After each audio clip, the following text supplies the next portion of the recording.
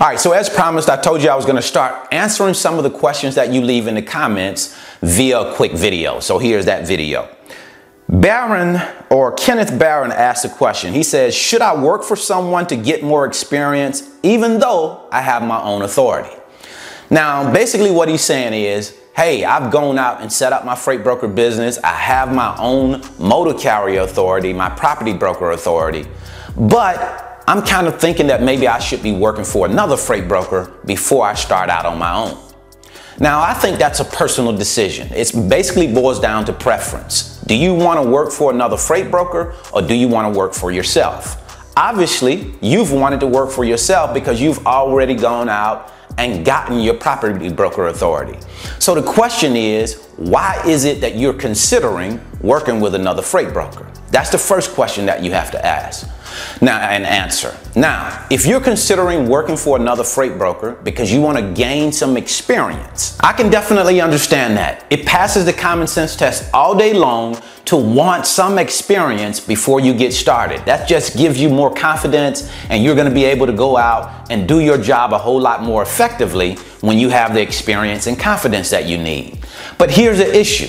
Most times you don't get the experience that you're seeking. Sometimes if you go and work for another brokerage and that brokerage is established, that brokerage has credit already, then that might be a brokerage that has the proper support in place that's going to allow for you to learn what you need to learn so that you can then go out and start your own business after you gain that experience. But the problem is finding that type of brokerage, a brokerage that can support you, a brokerage that has credit already, a brokerage that has the proper infrastructure already that's going to give you the support that you need. A lot of times, brokers that are already established don't want to work with new freight agents because there's a lot of work that goes into bringing new agents on and then giving them the time, the energy that they're going to need in order to be successful. See, it's not just about bringing an agent on and then telling them to go ahead and go at it on their own. They're going to need guidance. They're going to need some direction when they come into your camp. So you're going to need to be the one that's providing that unless you have somebody there that's going to give them the assistance that they need. People think that you can just bring a freight agent on and let them go on their own. And I don't suggest that you do that as a brokerage, because your brokerage is at stake. If you got a new agent out there and they're acting in your name, I don't know if that's something that you want to do. So the problem comes in with getting with a brokerage that is going to be able to support you, going to give you the direction and guidance that you need. The other part of it is that when I started a freight broker business, I wanted to be my own boss. I wanted to be the CEO of my business. I didn't want to work for another freight broker. Now, I had the time to put into my freight brokerage. If you don't have the time to put into it, then to me, freight agent or freight broker is not going to work. So time is a very, very important factor. Another question that you might want to ask is, what happens to my customer base? Remember, you're going to be going out and getting customers with this freight brokerage that you're working for. How is that going to work out? When it's time for you to leave that company that you're working with now, do you get to take your customers with you, or do your customers stay with the freight brokerage?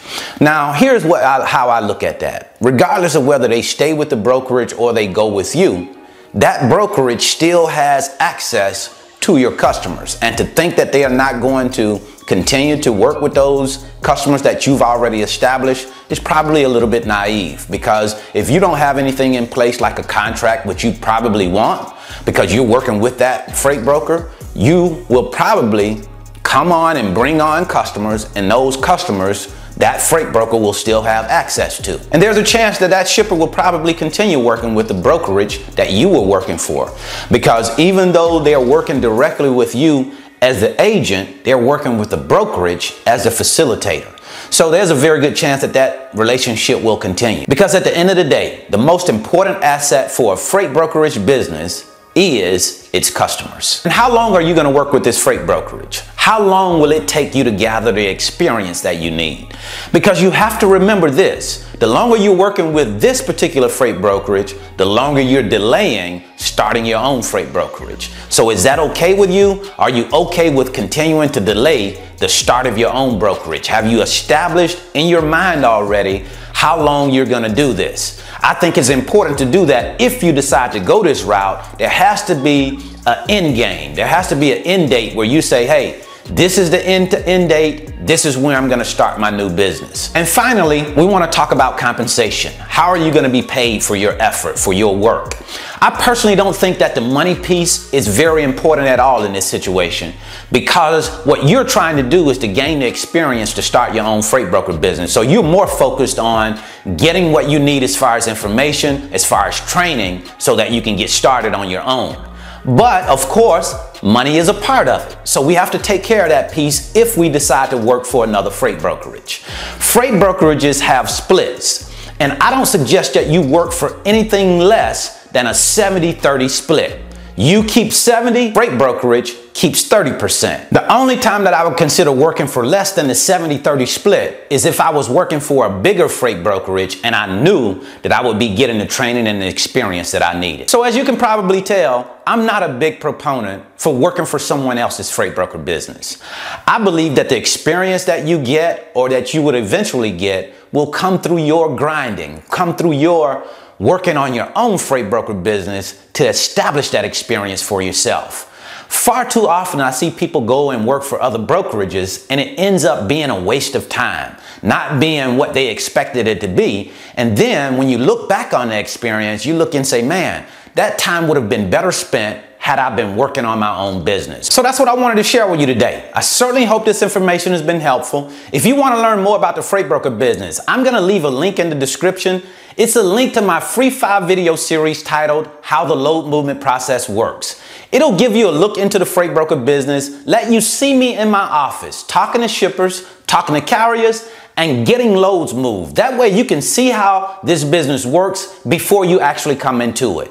And then if you want to know more about the load board, I'm going to leave a load board tutorial that shows you exactly how we use the load board, how we go in and search for trucks, post our loads, and then use a rate sourcing tool that allows for us to get rates in specific lanes. And remember this, it's not about what you do today necessarily as a freight broker. It's about what you do every day, what you do over and over and over again. There's a saying that says, we are what we repeatedly do. Excellence is not one act, but a habit. I wish you the very best in your life and business. See you at the top, because the bottom is much too crowded.